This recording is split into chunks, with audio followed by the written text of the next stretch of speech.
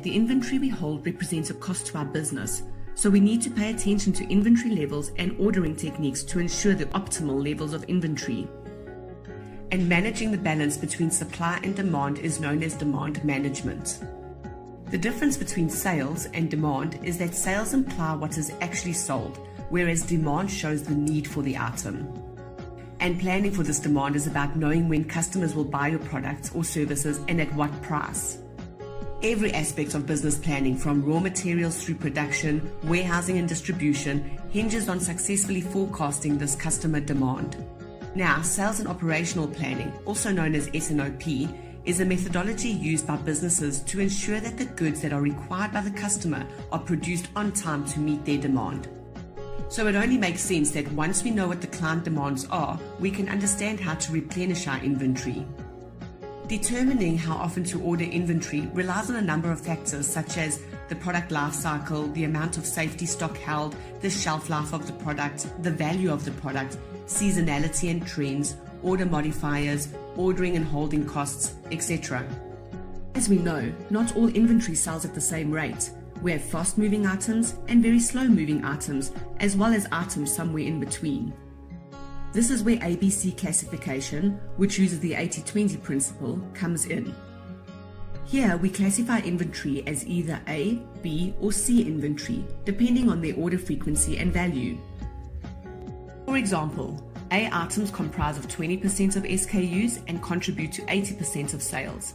B items comprise of 30% of SKUs and contribute to 15% of sales, while C items comprise 50% of SKUs and contribute to 5% of the sales. Simply put, ABC classification assists us in determining our order policies. So for example, we will want to order A items very frequently so that we don't carry large inventories. When calculating inventory replenishment, we need to start with an understanding of the base stock systems, which is calculated by adding the current inventory levels to the anticipated demand to the safety stock. It is the maximum inventory that will be held for any item. Two concepts that we need to understand when determining how much and when to order are ordering costs and carrying costs. It stands to reason that the larger the quantity per order, the less the ordering cost.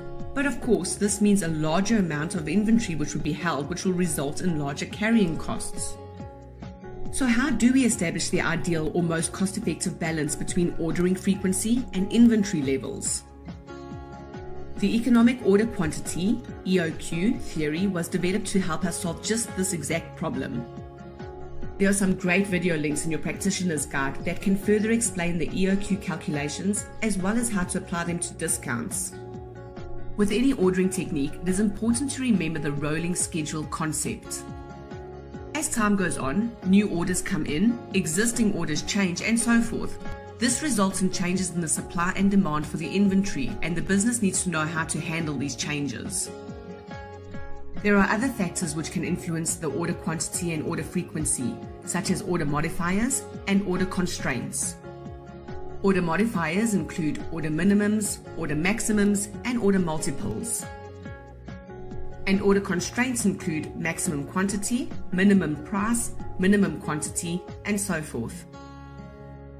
In order to determine how much to order, we use lot sizing techniques. And in order to determine when to order, we use order review methodologies. Lot sizing techniques range from lot for lot, periods of supply, EOQ, period order quantity, fixed order quantity. And order review methodologies include MRP, reorder point, time-phased reorder point, periodic review, two-bin systems, and Kanbans. Although technology drives these reorder points, it is good to have an understanding of these inventory replenishment rules that can assist in maximizing company profits.